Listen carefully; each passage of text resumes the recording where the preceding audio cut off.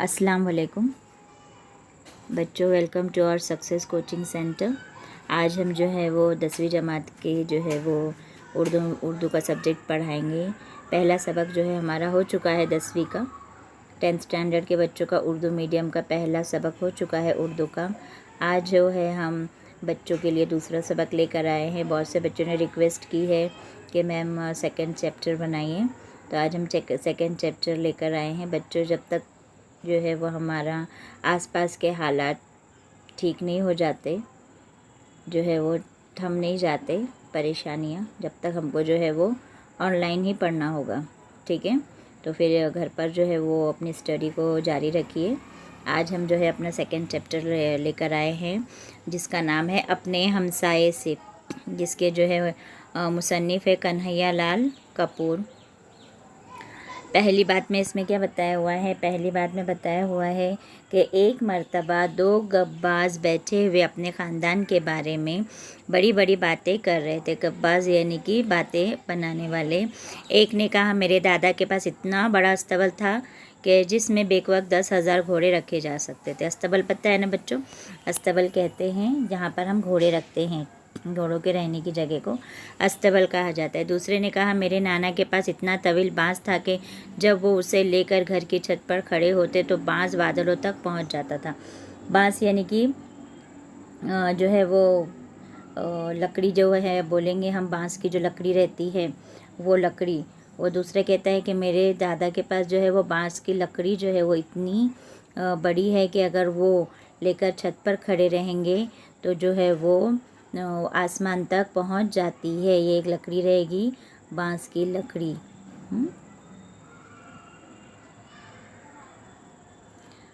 जब चाहते बादलों को हिलाकर बारिश बरसा लेते। ठीक है, ये दूसरा कह रहा है। पहले ने कहा कि मेरे दादा के पास जो है वो इतना बड़ा अस्तबल था कि वहाँ पे एक साथ जो है वो 10,000 घोड़े रखे जा सकते हैं। ठीक है, अब दूसरा कह रहा है कि उनके पास जो है वो इतनी बड़ी बांस की लकड़ी थी मेरे दादा के पास कि अगर वो छत पर लेकर खड़े हो जाते तो वो आसमान तक पहुंच जाता था। ठीक है, अब जो है वो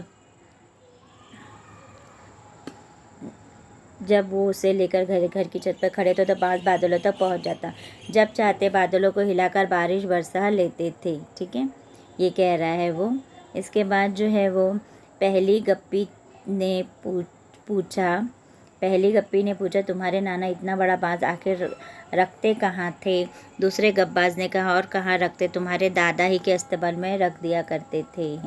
यानी कि ये दोनों भी गब्बाज जो है वो एक दूसरे के जो है वो हंसी कर रहे हैं। बाज़ लोग अपनी झूठी शान दिखाने के लिए इसी तरह शेखी भगाते हैं। अक्सर पड़ोसी भी अपने आप को औरों से बेहतर साबित करने के लिए मुबालगा आराई से काम लेते हैं और धोखा देते हैं। कन्हैया लाल कपूर ने झेल के मजमून में इसी समाजी बुराई को तंज का निशाना बनाया हुआ है। यानी कि बाज़ औक़ात जब दो लोग बातें करते हैं आपस में, तो वो बातें एक दूसरे की नहीं सुनते। ऐसा लगता है कि वो एक दूसरे की बड़ाई मारने की कोशिश करें। बाज़ पड़ोसी भी एक दूसरे से बातों में आगे बढ़ने की कोशिश करते हैं। जब इस हद तक वो बातें करते हैं कि इस हद तक वो बड़ाई मारते हैं, इस हद तक वो झूठ का सहारा लेने लगते हैं कि इसमें जो है वो ये नहीं सोचते कि इसमें किसकी बुराई हो रही है और ये किसकी भलाई लग रही है। बस ये झूठ का सिलसिला जारी रहता है अपनी बड़ाई मारने का।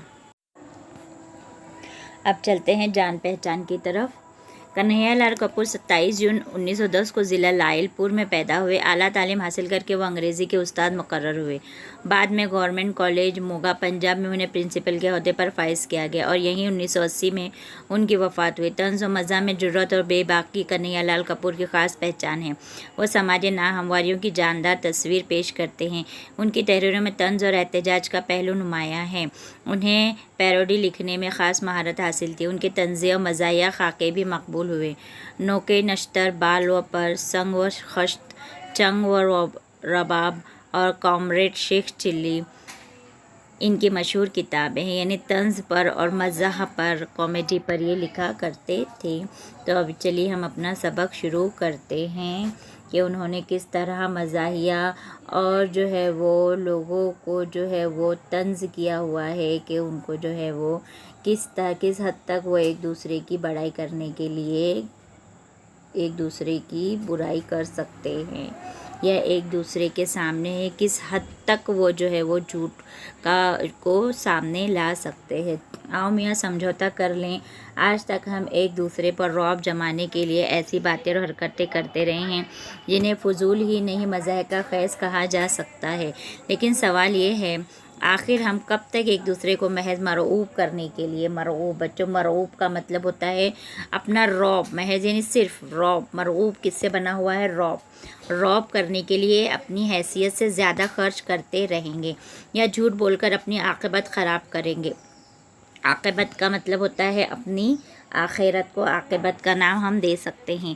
क्यों ना हम इस हकीकत को तस्लीम कर लें कि हम दोनों में से कोई भी रईस इब्न रईस नहीं है। रईस इब्न रईस जो है वो, इसका मतलब यहाँ पर हम ले सकते हैं बहुत ज़्यादा मालदार, यानी कि जो ख़ानदानी तौर पर जो रईस होते हैं उन्हें कहते हैं रईस इब्ने रईस कहा जाता है। जो ख़ानदानी तौर पर क्या होते हैं, ख़ानदानी तौर पर जो है वो रईस होते हैं, उन्हें हम कह सकते हैं रईस इब्ने रईस। यानी वो एक दूसरे को जो है वो खुद को रईस इब्ने रईस साबित करने के लिए वो किस हद तक गिर सकते हैं। नहीं, बल्कि तुम एक मामूली ताजिर हो, तुम एक क्या हो, मामूली ताजिर हो, और मैं एक मामूली मौल्लिम हूँ। एक उसमें से एक दोस्त ताजिर है तो एक दोस्त उसमें से कौन है, मौल्लिम है। एक ताजिर है तो एक जो है वो मौल्लिम है, यानी कि टीचर है। और दोनों पिछले 5 बरस से एक दूसरे को, दोनों पिछले 5 बरस से एक दूसरे को धोखा देने की बेकार कोशिश कर रहे हैं। यानी वो खुद जानते हैं वो, और वो एक दूसरे को भी अच्छी तरह जानते हैं कि कौन कितने पानी में है, कौन कितना रईस है, फिर भी वो एक दूसरे को धोखा देने की बेकार कोशिश कर रहे हैं। चुनांचा अगर तुम कहते हो कि तुम्हारा भाई दिल्ली में मजिस्ट्रेट है तो मैं तुम्हें मतला करता हूँ मेरा भाई इलाहाबाद हाई कोर्ट का जज है। हालांकि हकीकत यह है कि तुम्हारा भाई किसी मजिस्ट्रेट का चपरासी है। मजिस्ट्रेट का मतलब हम ले सकते हैं जज। तो पता है कि जब वो किसी क्या है, वो मजिस्ट्रेट नहीं है बल्कि किसी मजिस्ट्रेट की चपरासी का काम करता है, और दूसरे का भाई, और मेरा कोई भाई ही नहीं है क्योंकि मैं अपने वालिदैन का इकलौता बेटा हूँ, फिर भी वो जो है वो डेंगे मारने से पीछे नहीं हटते हैं। 2 साल हुए तुमने कहा था मैं बीवी और बच्चों के साथ किसी सेहत अफ़ज़ा मकाम गालिबन नैनीताल जा रहा हूँ, और मैंने तुम्हें बताया था कि मैं अहल अयाल ऊटा कमंड जा रहा हूँ, लेकिन तुम नैनीताल गए और न मैं ऊटा कमंड। तुमने वहाँ न जाने का ये बहाना ढूंढा कि यकलख्त तुम्हारी बीवी की तबीयत ख़राब हो गई। यहाँ पे यकलख्त का मतलब हम ले सकते हैं, यकलख्त का मतलब है अचानक। अचानक तुम्हारी बीवी की तबीयत क्या हो गई, ख़राब हो गई, तबीयत ख़राब हो गई, और डॉक्टर ने उसे घर पर मुकम्मल आराम करने के लिए कहा था। मैंने ऊटा कमंड न जाने का ये वजह बताई कि मेरे साले की शादी है और मुझे उसका इंतज़ाम करना है। एक ने बताया कि अचानक जो है वो मेरी बीवी की तबीयत ख़राब गई, और दूसरे को भी जाना तो था नहीं क्योंकि पैसे तो थे नहीं। तो जिसको ऊटा कमंड जाना था उसने क्या बहाना बनाया कि उसके साले की क्या है, शादी है और मुझे उसका इंतज़ाम करना है। लुत्फ़ ये है, यानी कि मज़े की बात क्या है, यह है कि मुझे मालूम था कि तुम्हारी बीवी भी भली चंगी है, और तुम्हें पता था कि मेरे साले की शादी तो क्या अभी सगाई तक नहीं हुई। यानी कि ये दोनों जो है वो आपस की जो है वो जो इन लोगों ने एक दूसरे के लिए जो झूठ कहा है, अपने बारे में जो भी झूठ कहा है उसको जाहिर कर रहे हैं। पिछले दिनों जब तुमने मुझ पर रौब जमाने के लिए किस्तों पर एक फ्रिज ख़रीदा था, ख़रीदना जो है किस्तों पर का पता है कि जो है वो थोड़ी थोड़ी रकम अदा करके हम बैंक से जो लोन लेकर जो है वो EMI पर जो चीज़ें लेते हैं उसे कहते हैं किस्तों पर। उसने फ्रिज ख़रीदा था, तो मेरी बीवी मेरे सर हुए कि हमारे घर में फ्रिज ज़रूर होना चाहिए। चुनांचा न चाहते हुए भी मुझे फ्रिज ख़रीदना पड़ा। अब सुना है कि तुम किस्तों पर टेलीविज़न सेट ख़रीदना चाहते हो। खुदा के लिए ऐसा न करना वरना मैं तबाह हो जाऊँगा। फ्रिज की किस्त भी बड़ी मुश्किल से अदा करता हूँ, और अगर टेलीविज़न की किस्त भी अदा करनी पड़ी तो मेरा दिवाला पिट जाएगा। दिवाला पिट जाना का मतलब होता है मैं बहुत बर्बाद हो जाऊँगा, मेरा बड़ा क्या हो जाएगा, नुकसान हो जाएगा। दिवाला पिट जाना एक बच्चों मुहावरा है, ये जुमलों में इस्तेमाल के लिए भी आ सकता है। मैं जानता हूँ कम व बेश तुम्हारा भी यही हाल है, यानी बकौल शायर यानी कि वो लोग जानते हैं कि वो एक दूसरे को जो है वो कोई चीज़, आज उनकी हैसियत इतनी नहीं है कि वो नई कोई चीज़ ख़रीद सके, बट जब एक कोई चीज़ ख़रीदता है तो दूसरे को भी उसकी बीवी के कहने पर, दिखावे के लिए वो चीज़ ख़रीदनी पड़ती है, फिर चाहे उसकी ज़रूरत हो ना हो। तो बकौल शायर एक शेर मशहूर है, तुम मुस्कुरा रहे हो मगर जानता हूँ मैं, तुम मुस्कुरा रहे हो मगर जानता हूँ मैं, बेहतर तुम्हारा हाल नहीं मेरे हाल से। ये दूसरी बात है कि तुम खुले बंदो कभी इस बात का एतराफ़ नहीं करोगे। एतराफ़ यानी कि मानना बात को। खुले बंदों का मतलब यहाँ पर खुले बंदों से मुराद है सबके सामने तुम, खुले बंदों यानी खोल कर बताना, सबके सामने तुम ये बात को नहीं मानोगे कि हम दोनों एक ही नाव में सवार है। ये भी एक मुहावरा है, ये आसान मुहावरे हैं। एक ही नाव में सवार होना, यहाँ पर एक ही नाव में सवार होने का मतलब होता है यानी कि सेम चीज़ें दोनों गुजरना, एक ही मसले का शिकार होना। कभी कभी तुम मेरा काफ़िया तंग करने की खातिर अपनी बीवी के लिए कीमती साड़ियाँ जेवर ले आते हो।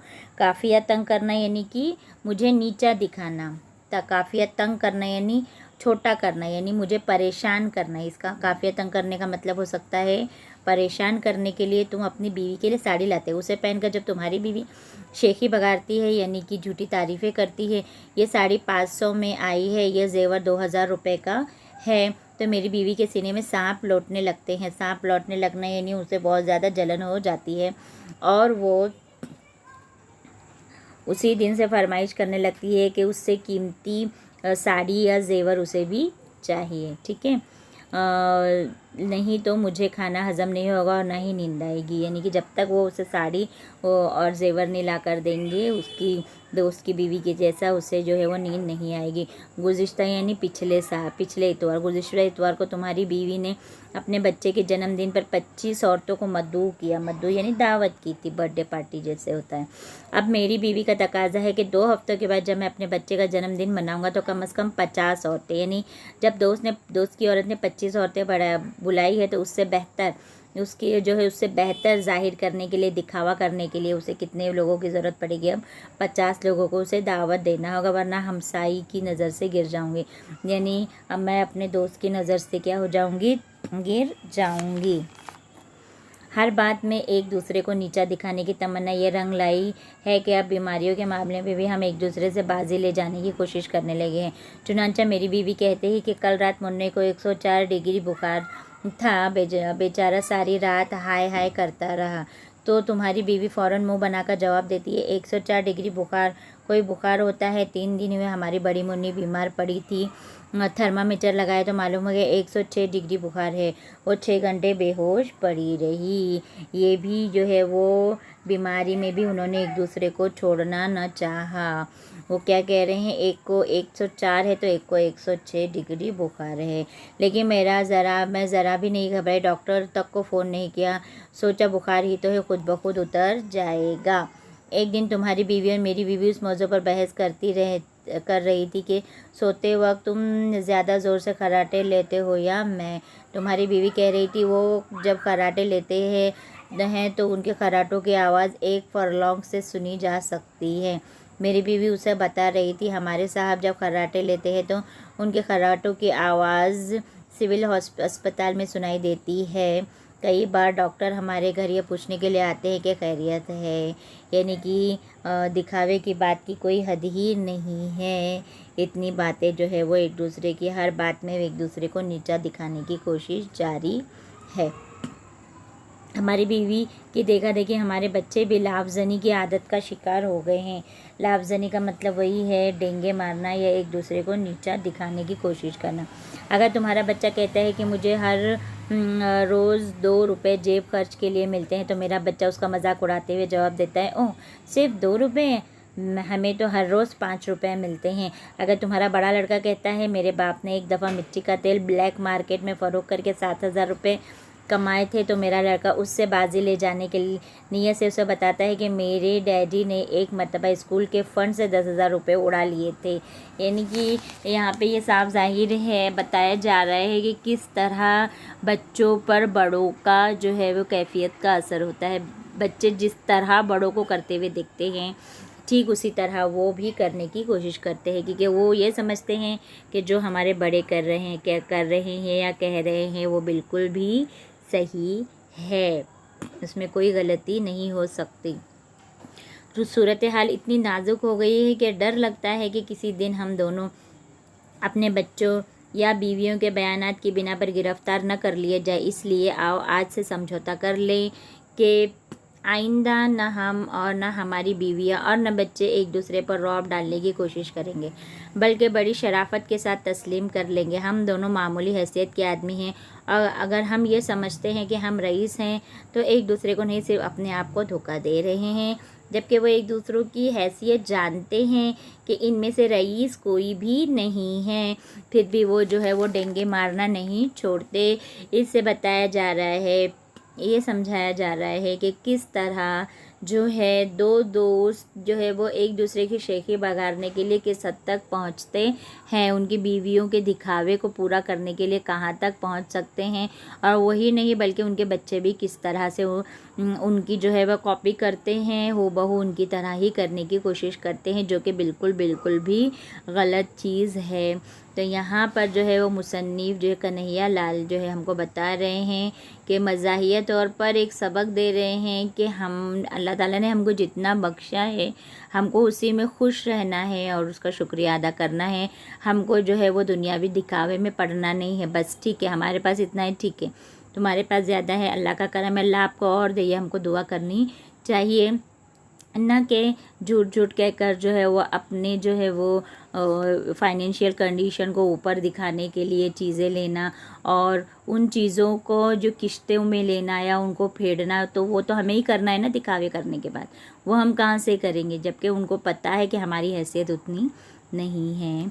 तो बच्चों, ये था हमारा दूसरा सबक, जो कि बहुत ही आसान है, अल्फाजात है आसान है, कोई मुश्किल अल्फाज इसमें इतने हैं नहीं हैं। कुछ 6-7 मुहावरे हमने अंडरलाइन करे हुए हैं, तो इनके जो है अल्फाज मायनी और जो है वो क्वेश्चन आंसर आप देख लो। इंशाल्लाह ताला हम उस पर वीडियो भी आपके लिए बनाएंगे। अगर आपको जो है वो ये लेसन समझा है और आपको समझाने का तरीका हमारा पसंद आया है तो इस वीडियो को लाइक करें और हमारे चैनल को सब्सक्राइब ज़रूर करें बच्चों। तो जो है वो इंशाल्लाह ताला अब हम रोज़ाना जो है वो वीडियोस करेंगे, बनाएंगे। हमारे मैथ्स के वीडियोस भी बने हुए हैं, तो आप पहले मैथ्स शुरू कर लें, उर्दू के भी लेक्चर्स देख लें। उर्दू में हमको सबको पता है कि पैराग्राफ सिस्टम हमारा जो है वो पेपर्स होते हैं और जो है वो उसी के बेस पर जो है हमको क्वेश्चन आंसर लिखने होते हैं। इसलिए हमको क्वेश्चन आंसर का रट्टा नहीं मारना है, याद नहीं करना है, सिर्फ़ और सिर्फ हमको समझना है। ठीक है, अल्लाह हाफिज़।